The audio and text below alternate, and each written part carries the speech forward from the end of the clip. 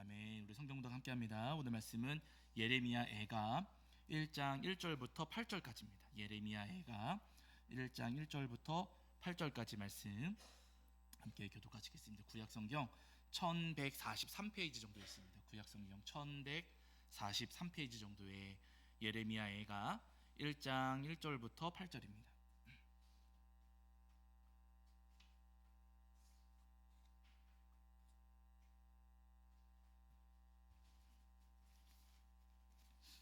예레미야애가 1장 1절부터 8절까지.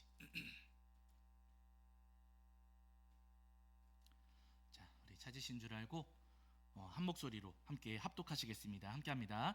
슬프다 이 성이여, 전에는 사람들이 많더니 이제는 어찌 그리 적막하게 앉았는고.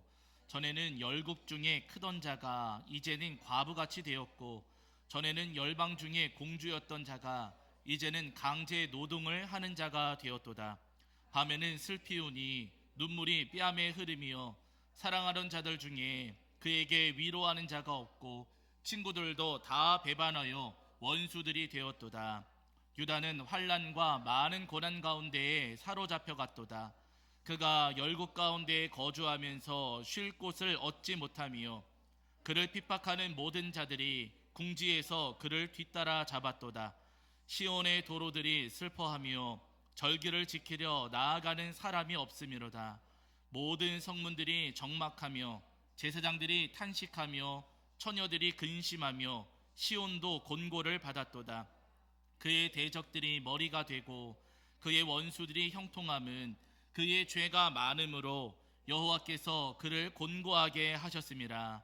어린 자녀들이 대적에게 사로잡혔도다. 딸 시온의 모든 영광이 떠나가며 그의 지도자들은 꼴을 찾지 못한 사슴들처럼 뒤쫓는 자 앞에서 힘없이 달아났도다.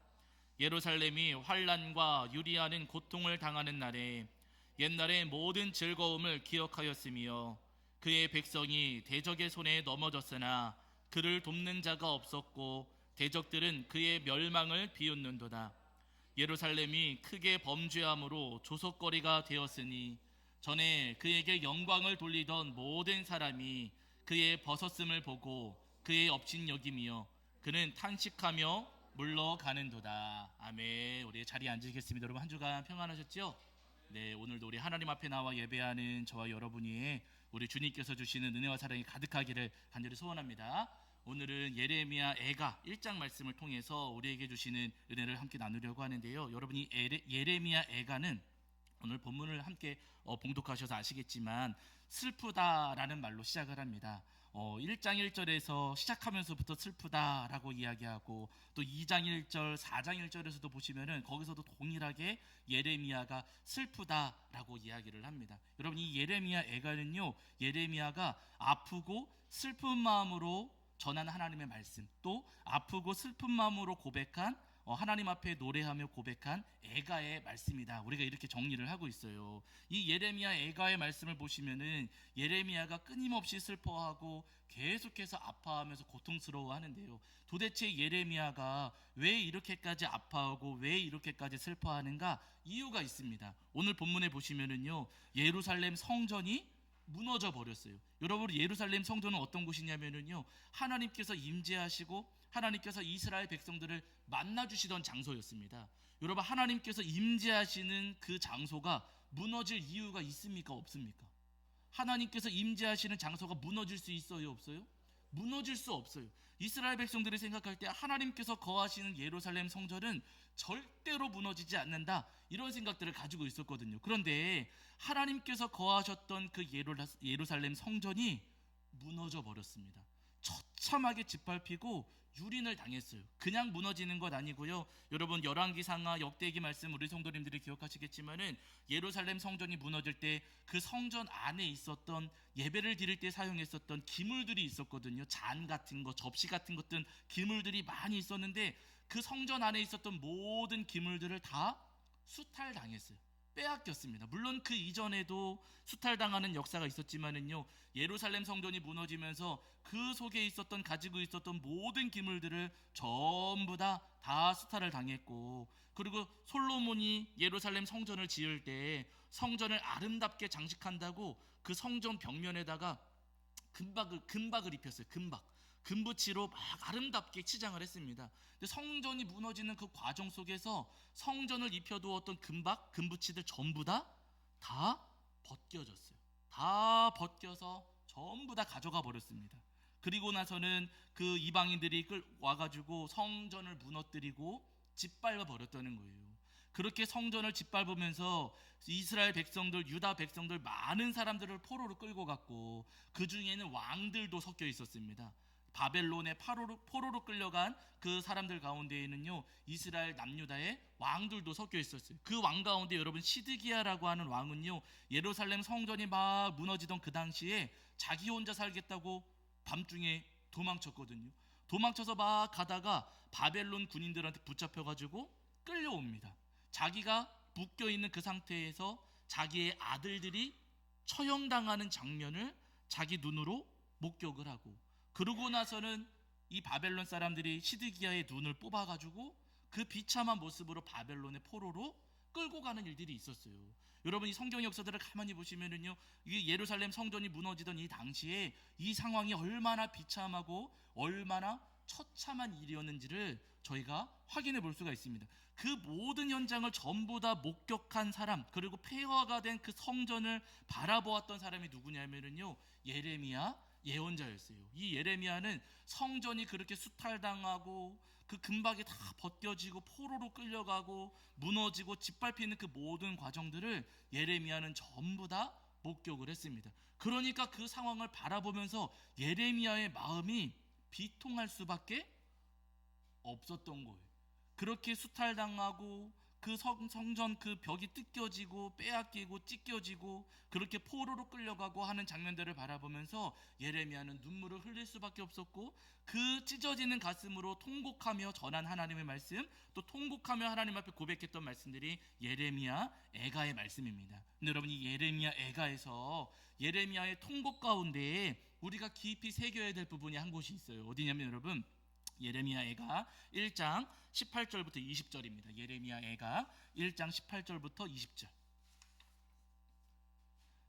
자, 예레미야가 그 찢어지는 가슴으로 하나님 앞에 고백하고 또 말씀을 전할 때 그 통곡 가운데 우리가 새겨야 될 말씀입니다. 1장 18절부터 20절까지 말씀, 우리 찾으신 줄 알고 한 목소리를 합독하겠습니다. 함께합니다. 여호와는 의로우시도다. 그러나 내가 그의 명령을 거역하였도다. 너희 모든 백성들아, 내 말을 듣고 내 고통을 볼지어다. 나의 처녀들과 나의 청년들이 사로잡혀 갔도다. 내가 내 사랑하는 자들을 불렀으나 그들은 나를 속였으며 나의 제사장들과 장로들은 그들의 목숨을 회복시킬 그들의 양식을 구하다가 성 가운데에서 기절하였도다. 여호와여 보시옵소서. 내가 환난을 당하여 나의 애를 다 태우고 나의 마음이 상하오니 나의 반역이 심히 크미니이다. 밖에서는 칼이 내 아들을 빼앗아가고 집 안에서는 죽음 같은 것이 있나이다. 아멘. 예레미야의 고백입니다. 그렇게 성전이 짓밟히고 수탈당하고 자녀들이 포로로 끌려가고 왕들도 포로로 끌려가는 그 상황들을 바라보면서, 그 처참한 환경을 바라보면서 예레미야가 뭐라고 고백하냐면 여러분 18절에 보시면은요, 내가 그의 명령을 거역하였도다. 20절에서는 나의 반역이 심히 크니이다. 이렇게 고백을 합니다. 성전이 무너지고 짓밟히고 수탈당하고 그렇게 뜯겨지고 자녀들이 포로로 끌려가고 왕들이 포로로 끌려가고 나라가 망하고 성전이 짓밟히는 그 모든 일들이 왜 일어났는가? 저 사람들이 악해서 그렇습니다. 저 사람들이 못돼서 그런 겁니다. 저들이 얼마나 잔인한 사람들인지 저들이 주님의 성전을 짓밟았습니다 하면서 여러분, 예레미야가 남 탓하는 게 아니라 누구 잘못이라 그래요? 내 잘못이라 그래요. 성전이 짓밟히고 성전이 무너지고 성전이 뜯겨지고 찢겨지고 포로로 끌려가고 하나님, 이 모든 일들, 이 처참한 일들이 일어난 이유는 하나님 나의 잘못입니다. 하나님, 내가 하나님의 명령을 거역했기 때문에 이런 일이 벌어졌습니다. 내가 주님의 말씀에 반역하였기 때문에 이렇게 처참한 일이 벌어졌습니다 하면서 예레미야가 지금 통곡하며 고백하고 있는 겁니다. 바른 여러분, 이 예레미야의 고백, 내가 명령을 거역하였습니다, 내가 반역하였습니다 하는 이 예레미야의 고백이 오늘 우리의 입술에도 있기를 주의 이름으로 간절히 축원합니다. 여러분 저를 따라해 보실게요. 주님, 제가 죄인입니다. 주님, 제가 죄를 지었습니다. 주님, 제가 잘못을 저질렀습니다. 아멘. 맞아요. 여러분, 다른 사람의 잘못이 아니라 누구의 잘못이라고요? 내 잘못입니다. 우리 잘못이라고 해서도 안 되고요, 내 잘못인 거예요. 여러분, 죄가 저들에게 있습니까? 나에게 있습니까? 나에게 있습니다. 주님, 죄가 저에게 있습니다. 저들이 반역한 것 아니라 주님, 제가 반역했습니다 라고 고백할 줄 알아야 된다는 겁니다. 여러분, 우리는 지금 사순절 절기를 보내고 있잖아요. 이 사순절 절기는 십자가에 달리신 예수님의 사랑과 은혜를 우리가 다시 기억하고 되새기는 그런 절기이거든요. 근데 여러분, 예수님은 누구세요? 예수님은 하나님의 아들이시면서 동시에 삼위일체 주님이세요. 여러분, 온 세상의 주인 되신 예수님께서 사람에게 붙잡히실 수가 있습니까? 없습니까? 없어요. 온 세상의 주인이신 예수님을 누구도 붙잡을 수가 없습니다. 온 세상의 주인이신 예수님 누구도 쓰러뜨릴 수가 없어요. 아무리 사단 마귀가 달려들어서 예수님을 넘어뜨리려고, 예수님을 쓰러뜨리려고 해도 예수님은 사단 마귀에게 지시는 예수님이 절대로 아니시라는 거예요. 붙잡히실 수가 없는 예수님이십니다. 그런데 여러분, 너무나도 놀랍게도 온 세상의 주인이신 예수님께서 붙잡히셨어요.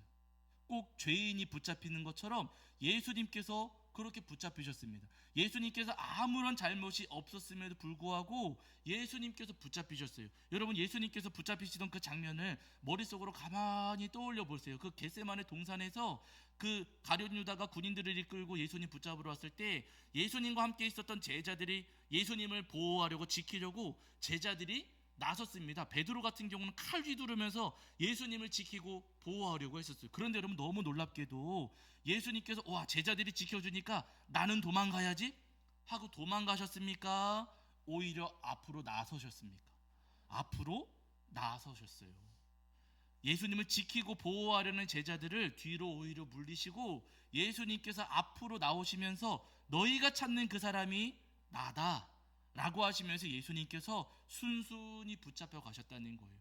여러분, 죄가 없는데 붙잡혀 가시는 거예요. 아무런 죄가 없는데 지금 붙잡혀 가시는 겁니다. 아니, 죄 없으신 예수님께서 도대체 왜 이렇게 순순히 붙잡혀 가셨겠습니까? 누구 때문에요? 누구 때문에요? 나 때문에요. 누구의 죄 때문에요? 나의 죄 때문에. 다 고백하실 때까지 제가 계속 할 거예요, 오늘은. 여러분, 누구의 죄 때문에요? 5분이 안 하셨어. 누구의 죄 때문에요? 나의 죄 때문에요.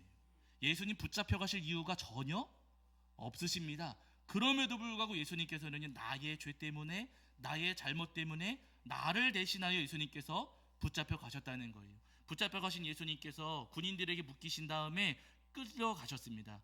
아무런 죄가 없으신데요, 마치 도살장에 그 양이 끌려가는 것처럼 예수님께서 그렇게 끌려가시는 거예요. 예수님 끌려가실 이유가 전혀 없으십니다. 그렇게 아주 흉악한 죄인처럼 예수님께서 끌려가실 이유가 전혀 없으세요. 그럼에도 불구하고 예수님께서 그렇게 순순히 끌려가신 이유는 누구 때문에요? 나 때문에. 누구의 죄 때문에요? 나의 죄 때문에 내 죄값을 대신 치르시려고 예수님께서 대신 죄인처럼, 나 대신 죄인처럼 순순히 붙잡혀 끌려가셨다는 거예요. 여러분, 구약성경에서 분명히 말씀하셨습니다. 눈에는 눈으로, 이에는 이로라고 말씀하셨어요. 눈은 눈으로, 이는 이로. 여러분, 이 말씀 우리가 주의해서 들으셔야 되세요. 눈은 눈으로, 이는 이로 했을 때 당한 사람이 갚아줘라 하시는 말씀이 아니고요, 누군가를 해친 사람이 그 사람에게 똑같이 되돌려줘야 된다 하시는 말씀이에요. 내가 누군가를 때렸으면 내가 그렇게 가서 한 대 맞아야 된다 하시는 말씀이거든요. 당한 사람이 똑같이 되돌려줘라가 아니라 저지른 사람이 그렇게 갚아줘야 된다 하시는 말씀이세요. 그러니 여러분, 내가 죄 지었으면 누가 죄값 치러야 됩니까? 에? 내가 죄 지었으면 누가 죄값 치러야 돼요? 내가 도둑질했으면 누가 갚아줘야 돼요? 내가 갚아야 돼요. 내가 누구 때렸으면 누가 갚아줘야 되는 거예요? 내가 갚아줘야 되고, 내가 죄지었으면은요, 그 죄값은 내가 치러야 된다는 거예요. 그러나 예수님께서 너의 그 죄값 내가 대신 감당하겠다. 죄는 내가 지었고 잘못은 내가 저질렀지만은요, 예수님께서는 나의 죄값을 대신 치르시려고 죄인처럼 붙잡히시고 죄인처럼 끌려가셨다는 겁니다. 그렇게 끌려가신 예수님께서 먼저 가신 곳이 대제사장 가야바의 집이거든요. 그곳에 이미 사람들이 모여 있었어요. 장로들과 율법학자들이 이미 모여 있었습니다. 이른 아침이었는데도 그 사람들이 모여가지고 이제 의회를 열었어요. 예수님께 사형죄를 뒤집어 씌워서 예수님을 십자가에 못 박으려고 이 사람들이 작정을 한 겁니다. 이른 아침에 예수님께서 붙잡혀 가시니까 이 사람들이 예수님께 물어요. 당신이 하나님의 아들 그리스도입니까? 라고 이 사람들이 예수님께 물었습니다. 그랬더니 예수님 대답하시기를 내가 말하였느니라. 그러나 내가 너희에게 이르노니 이후에 인자가 권능의 우편에 앉아 있는 것과 하늘 구름을 타고 오는 것을 너희가 보리라 라고 말씀하십니다. 예수님께서 저들의 질문에 있는 그대로 대답하셨어요. 하나님의 아들이시니까 예수님께서 맞다 라고 대답하신 것 뿐이에요. 그랬더니 그 자리에 모여 있었던 대제사장들과 장로들과 율법학자들이 뭐라고 하냐면요, 신성 모독이다. 신성 모독이라는 누명을 예수님께 뒤집어 씌워가지고 예수님께 사형을 선고하려고 하는 거예요. 자기들에게는 사형 선고할 권한이 없으니까 나중에 이제 빌라도에게 보내게 됩니다. 어쨌든 여러분, 이 사람들은요, 예수님께 이런 죄가 없음에도 불구하고 신성 모독죄를 뒤집어 씌워서 예수님을 죄인으로 선고해 버린 거예요. 그러고 나서는 이 사람들이 예수님을 가운데다 놓고 예수님을 사람들에게 넘겨가지고 예수님을 폭행하게 하는데, 여러분 마태복음 26장에 보시면은요, 예수님께 어떤 짓을 저지르냐면은 이 사람들이 예수님께 침을 뱉어요. 예수님을 놓고서 침을 뱉어요. 그리고 주먹으로 예수님을 때립니다. 주먹으로만 때리는 게 아니라 손으로도 예수님을 때리는 거예요. 주먹으로 때리고 손으로 때리고. 여러분 어디 때렸겠어요? 얼굴 때리는 거예요. 주먹으로 예수님의 얼굴을 치고 손으로 예수님의 얼굴을 쳤어요. 뺨 때린다 그러지요. 여러분, 예수님께서 주먹질 당하시고 예수님께서 뺨을 맞으셨습니다. 여러분, 우리가 누가 나의 뺨을 치면 어때요? 예? 이쪽도 돌려대십니까? 아니면 소리 지르고 화내십니까? 예? 돌려대시는 분 손 들어보세요. 한번 때려보게. 그럼 안 되지만, 여러분, 누가 나의 뺨을 쳐도 기분이 나쁩니다. 그런데 여러분, 예수님께서는요, 아무 잘못 없으신데도 주먹질 당하시고 뺨을 맞으셨다는 거예요. 누구 때문에요? 누구 때문에요? 나 때문에. 나의 죄 때문에. 내가 입술로 범죄한 것 때문에. 내가 비난하고 정죄하고 거짓말하고 내 입술로 다른 이들을 험담했던 내 입술의 죄 때문에 그 죄값을 대신 치르시려고 예수님께서 나를 대신하여 뺨을 맞으신 겁니다. 그렇게 폭행당하시고 희롱당하신 예수님께서는 그 다음에 빌라도 앞으로 끌려가시게 되는데요, 빌라도가 예수님을 신문해 보니 빌라도 입장에서 볼 때 예수님께는 아무런 죄가 없었어요. 그래서 빌라도는 예수님을 놓아주는 것이 맞다고 판단했습니다. 그래서 답답한 마음에 빌라도가 예수님께 물어요. 지금 저 사람들이 당신에게 불리한 증언을 하면서 죄를 뒤집어 씌우는데 이렇게 가만히 있으면 당신 죽게 됩니다. 그러니 뭐라고 한마디만 좀 해보십시오. 뭐라고 말이라도 한번 해보세요. 이 얘기는 뭐냐면요, 예수님께서 자신을 변호하는 말 한마디만 하면 풀어줄 테니 말 한마디만 그냥 해보라고. 저 사람들이 하는 소리가 거짓말이라고 잘못된 주장이라고 한마디만 이야기해보라고 빌라도가 예수님께 지금 권했던 거예요. 그랬더니 여러분, 예수님께서 뭐라고 대답하세요? 한마디도 대답하지를 않으십니다. 죄가 없으시고 억울하게 신성 모독죄 누명을 뒤집어 쓰셔서 죽게 생기셨는데도 예수님께서는요, 아무런 대답을 하지 않으셨어요. 누구 때문에요? 나 때문에. 내 죄값을 대신 치르시고, 내가 죄지었고 내가 잘못했지만은요, 예수님께서는 나를 대신해서 그 십자가를 지시려고 예수님께서 아무런 대답도 하지를 않으셨습니다. 그러니까 결국에는 빌라도가 예수님께 사형을 선고하고 로마의 군인들에게 예수님을 넘겨버려요. 로마의 군인들이 예수님을 끌고 가서 예수님께 채찍질을 합니다. 잘 아시는 것처럼 그 당시 로마의 군인들이 휘둘렀던 여러분 그 채찍의 끝에는요, 동물의 뼈 조각이 붙어 있거나 유리 조각이나 쇠 조각 같은 것들을 채찍의 끝에다가 붙여 놓았어요. 그래가지고 채찍을 한번 휘두를 때마다 그 조각들이 살에 팍 박히면서 채찍을 다시 끄집어 당기면은 이 살점이 뜯겨져 나가거나 아니면 살이 찢겨지는 아주 고통스러운 그 형벌이었습니다. 이 군인들이 예수님께 사정없이 채찍질을 했던 거예요. 예수님의 온 몸이 뜯겨지고 찢겨지고 예수님의 온 몸이 여러분 피투성이가 되셨다는 거예요. 그렇게 찢겨지고 뜯겨짐에도 불구하고 온 몸이 피투성이가 되심에도 불구하고 예수님께서는요, 피하시거나 도망치지를 않으셨어요. 그 채찍질을 온전히 다 맞으셨다는 거예요. 누구 때문에요? 나 때문에. 누구의 죄 때문에요? 나의 죄 때문에.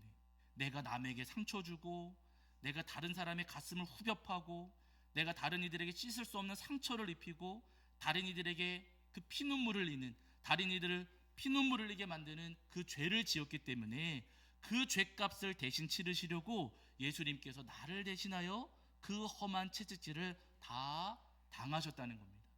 채찍질이 끝난 이후에 군인들이 예수님 머리에 가시관을 씌워요. 전에도 설명을 드렸지만 여러분, 이때 이 가시관, 이 가시는요, 그냥 자그마한 가시가 아니라 대모처럼 긴 가시입니다.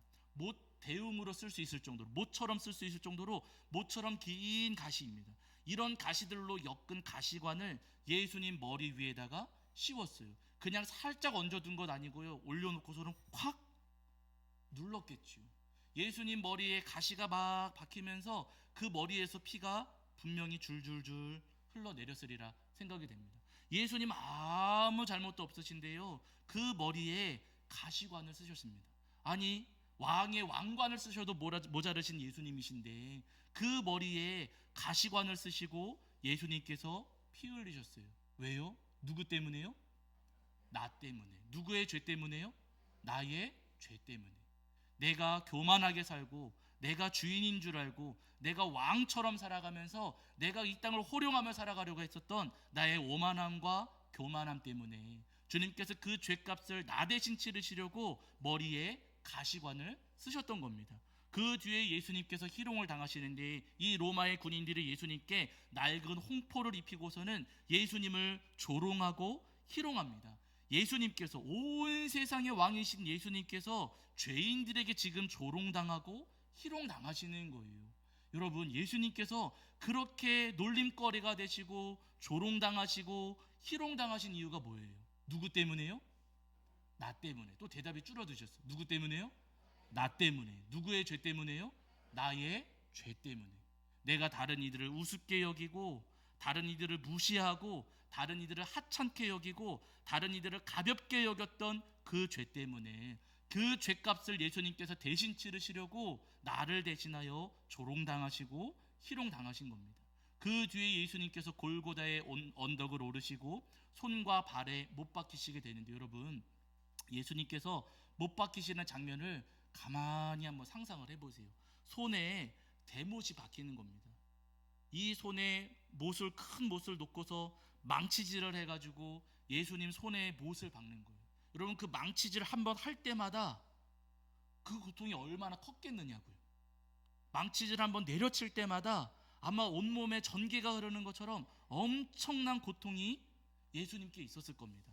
예수님께서는 아무런 죄가 없으심에도 불구하고 손에 못 박히시고 피 흘리셨다는 거예요. 여러분, 예수님께서 왜 이렇게 손에 못 박히시면서 큰 고통을 당하시느냐? 누구 때문에? 나 때문에요. 누구 죄 때문에요? 나의 죄 때문에. 내가 손으로 죄 지었기에, 내가 내 손으로 지은 그 죄값을 예수님께서 대신 치르시려고 손에 못 박히신 겁니다. 내 손으로 손가락질하고 다른 이들을 치기도 하고 더 가지려고 욕심부리기도 하고, 때로는 팔짱 끼고서는 아무것도 하지 않으려고 내가 그렇게 내 손으로 죄를 지었기에 예수님께서 내가 손으로 지은 그 죄값을 대신하시려고 손에 못 박히신 거예요. 예수님 손에만 못 박히신 것 아니라 예수님 발에도 못 박히셨습니다. 누구 때문에요? 나 때문에. 누구의 죄 때문에? 나의 죄 때문에. 내가 가지 말아야 할 길을 걸어가고, 말로는 좁은 길 걷는다고 큰 소리 치면서도 발로는 넓은 길 걸으면서 죄의 길 걸었던 나의 그 죄 때문에 그 죄값을 대신 감당하시려고 우리 예수님께서 발에 못 박히신 겁니다. 그렇게 십자가에 매달리신 예수님께서 십자가에 매달리셨을 때 그 아래에 있었던 로마의 군인들이 예수님의 겉옷과 속옷을 놓고서는 제비를 뽑아요. 누가 가질래?